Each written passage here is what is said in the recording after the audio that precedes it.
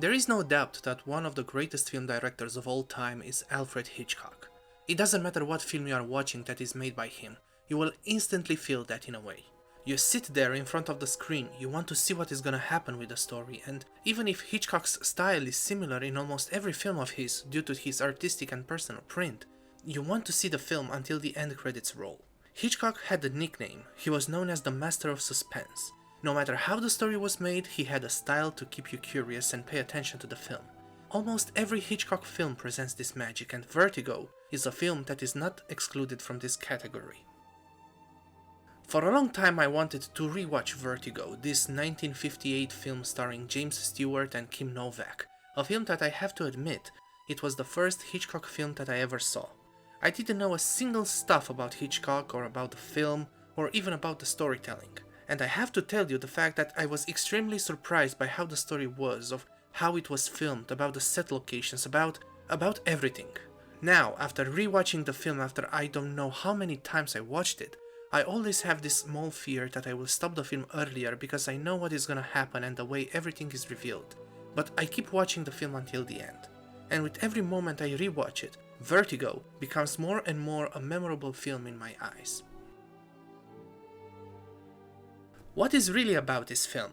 When you want to tell someone who never watched the film, what are you gonna say about Vertigo? Because at the main core of the idea is the story of a man who suffers of acrophobia and vertigo, who is asked to follow and to watch over a woman who is acting strangely, like she is possessed by someone. At the first glance, it does not sound like a Hitchcock film, but I think this strange thing makes it into a film made by Hitchcock. You don't know what does it have to do the character's acrophobia with the story, but you want to find out what it's really about. Hitchcock had an affinity for weird stories and made them interesting. And even if the story didn't have anything to do with his style, he knew how he would make the film to be his. Vertigo has this thing in my opinion. Sure, there are other weird movies in his filmography like The Birds for example, but thinking of it today, I don't think it could be another director who can make Vertigo and to be this heavy and important film that it is. There are so many elements in this film regarding character development, conflict between the characters, moments that are specifically built to create suspense and curiosity that have the signature of Alfred Hitchcock. For example, from the beginning of the film you are intentionally connected with John, the main character, because you see how he got this fear of heights and you instantly sympathize with him. You see that he is close to Midge, and Midge likes him and tries to get close to him and doesn't succeed, so you understand Midge's actions and the way she is in certain moments. You see the way the story is getting more and more weird with every minute the story passes, and you really think at the beginning that Madeline is possessed. All those little things are placed perfectly into the story and presented in a clear way to add more things to the layer, to make the story more interesting. Hitchcock had this talent to present all those things that are not or are connected between them, but at the end, everything unfolds in a clear way. I said something a little bit earlier about that the story is getting more weird as the time goes by. To be honest, I haven't tried to make a connection between supernatural elements in movies and Alfred Hitchcock because it could have been weird or out of place. What does Alfred Hitchcock have to do with the supernatural? We are gonna let The Birds aside because it was made much later in his career, but in the 1950s, when the film was made, probably you could ask that around. But I think that Hitchcock based his concept for Vertigo on that question. When you start to watch the film and go into the story, and you hear that Madeline is possessed by her grandmother, you may be, no way, Hitchcock didn't make supernatural movies. And right here is the moment when Hitchcock wins a bet with the viewer and starts to play with his mind. He starts to take his time to show you all those moments that are weird with Madeline. And he gives you all those details, all those actions. She goes to visit a grave, she goes to see a painting, she goes to an old hotel.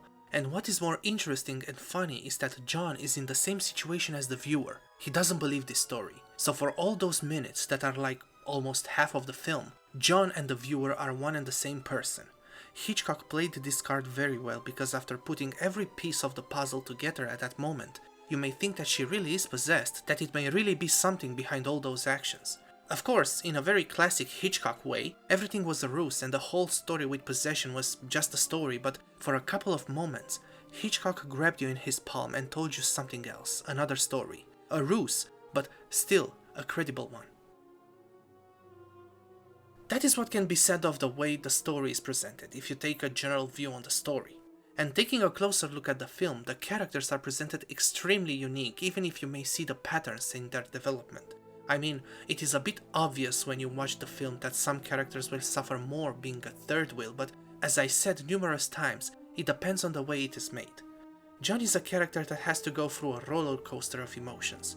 From fear of heights and trauma that lost a colleague, he falls in love with a woman he should not do, he loses that person, he experiences depression, but then he meets a woman that she looks like the one he lost, so he tries to transform her into the lost image.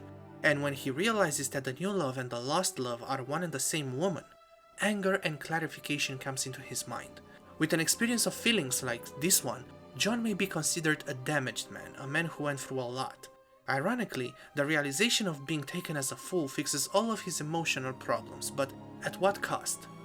When talking about Midge, she is a character that unfortunately is there just to present for John a pillar of safety. But when her feelings are presented to the viewer, that she likes John, even though there were small hints as little jokes between them and that might hint at a previous affair, her character is totally changed. You realize why she is helping John, why she tries to help him move over his depression. You can take her as a tragic character actually. In a way, you might say that she is the one who suffers the most. She suffers due to her feelings for John, but also she suffers because John suffers and she is unable to help him stop the suffering. Regarding Madeline, or Judy as she is really named, her character, her persona, is extremely intriguing, because if one might think clearly of her role, she was just a tool of someone. But also, she had conscience in a way. Now, it is implied that she truly had feelings for John while she was Madeline, and for that, as Judy, she started to date him, but with all the mystery behind it, what is her role? She was a femme fatale, she was a tool, she was an innocent girl who just needed money and was dragged into this story? She is a complicated character nonetheless, but how can you understand her because the film is giving you very little information? Still, if you think of it, you don't need to know too much about her. You have all the information that you need to realize that she was used by someone in a scheme, just like John was used, but the only difference is that she chose to be used. You get that hint that she is from somewhere else and she needs the money, but you also get the feeling that she regrets doing it, that she wanted to end the charade. And with all that, you get attached to her in a way. You want to see John and Judy together, and you want for her to have a happy ending at least.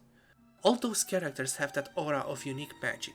They are basic, generic characters, but the way the actors perform, it makes them amazing. With all those details in their characterization, even if the performance is a bit theatrical, the viewer may accept it as it is and go with the flow of the film, making the characters more memorable. Like any other piece of this puzzle, it adds something to the importance and the impact of the film, something that you can recognize and remember when you are thinking or talking about Vertigo. The way Hitchcock creates the film is unique not only to Hitchcock but to the style itself. Every film made by him is unique regarding certain effects or themes. You also get it's a Hitchcock film takes to some ideas clearly to Hitchcock, like the way the mystery is built, the concept of the blonde woman, or the romantic triangle, or the use of special effects. You can differentiate his films depending on many things, not just those that I mentioned. Regarding Vertigo, Hitchcock has a way to build the entire mystery of the film by taking his time with the story. The film is told from the point of view of John, so you are gonna walk with him to understand what is going on. For all those minutes that John is following Madeline, you see the impossible. You experience the whole thing in the exact way he experiences it and tries to understand it. When John is seeing Madeline in every single blonde woman, you see Madeline too, even if you know it is in John's mind. There is only one moment in the whole film where the story's point of view is changed, and that only for the viewer to know vital information, and to make him want to see the end of this whole story. And I'm talking about the moment Judy remembers the whole thing after John leaves her hotel room after he disturbed her. In that moment, Hitchcock is switching his attention to her to tell you to pay attention to her to realize who she was. The film switches back the perspective to John and the conclusion is presented as it is to John, but for that moment, Hitchcock is bending the rules to make you get more interested in the film. The use of special effects is amazing because it presents to you how affected John is by Madeline's death. Sometimes in movies, there is a bet when animation is used because you will not know how it's gonna look on screen, but here, the trick is working pretty good. Sure, the age of the effect is obvious and you can feel that it's not natural to say it like this, but being used in the context of a nightmare, it kinda merges perfectly with the context and the style of the film. There are small moments that present John's fear of heights, and I like the way Hitchcock is presenting this phobia and John's struggle with this issue. The use of the first-person view for a couple of seconds to give you the sensation that John has is quite good to make the viewer more close to the character, to understand him better. As for the way it is filmed and edited, the film is a good representation of a classical 1950s style film. It is filmed so cleanly, so elegantly. I love the fact that Hitchcock is opening the film with an out-of-nowhere chase and introduces you in an agitated state, giving the viewer the rhythm and the sensation of the film to make the viewer question itself what is going on here. The film is edited in such a way to give you certain details when it's needed to understand the story and the character properly. And it is made in a way to build the story naturally. As for the soundtrack, the way the music is used to enhance certain scenes and to give a good feeling of suspense or panic, it is definitely made in a way to guide you through the moments of the story. And using elements of symbolistics like, at the end of the film, Judy falls from the bell tower because she is scared by the shadow of the nun, making it to look like and could be interpreted as a divine punishment, or the intro of the film where you have a woman's eyes who are trying to decipher what she is seeing around her, in order to give you the necessary feeling to understand the fact that what you can see cannot be real, that it can deceive you, hinting a bit the theme of the film. With those elements, Vertigo definitely will have a print into the viewer's mind. Both the way it is filmed, the way it is edited, and the way the soundtrack is used, and yes, I think I can add also the way the special effects are used. All those elements scream the fingerprint of Alfred Hitchcock. Whether it's known to you the classical Hitchcock style or not, he knew how to catch the viewer in its grip by adding elements and details in everything. Vertigo is one of those examples and can add more info to the discussion regarding all those elements. It is a film that, if it is studied properly by someone, that certain person will learn about cinematography only from this one unique piece of art. For someone who is beginning to discover Hitchcock's filmography, Vertigo is probably one of the first movies that will be seen. To be honest, it is hard to choose what Hitchcock film you might want to watch first, but I think you get the point of what I am saying. There is something in this film that attracts the eye, whether it is the synopsis or the cover of the film, and even for someone who knows all those films, Vertigo is a film that deserves to be revisited. When you watch Vertigo, you are attracted to a world of storytelling, in a world that is catching you in its grip. At the first watch, you are amazed by what is happening and how it is happening. But when you are watching it for a second time and the third time, everything takes a new meaning. Knowing the plot, you can see the story in a new light and understand the characters' actions and the context much better than before. Vertigo is one of those movies that you cannot get tired of. It's an all-time classic. For a huge fan of cinema, it is a masterpiece. For a person who wants to learn and study the art of filmmaking, Vertigo is an important lesson in how to film a situation, how to build a story around something unbelievable, how to create interest for the viewer to watch until the end. I don't know what to say anymore. As I said when I talked about Marnie, you have to watch to understand what I am trying to say. The same thing I can say about Vertigo too. It is a film that you have to watch, to feel it. It is another glance at Hitchcock's genius, and probably, after Vertigo, you might start to discover more of his films. Every Hitchcock film is a bridge to unicity, but Vertigo is one of those that is known by anyone. Probably this means something to the film's legacy and tells how important Vertigo is in the history of cinema.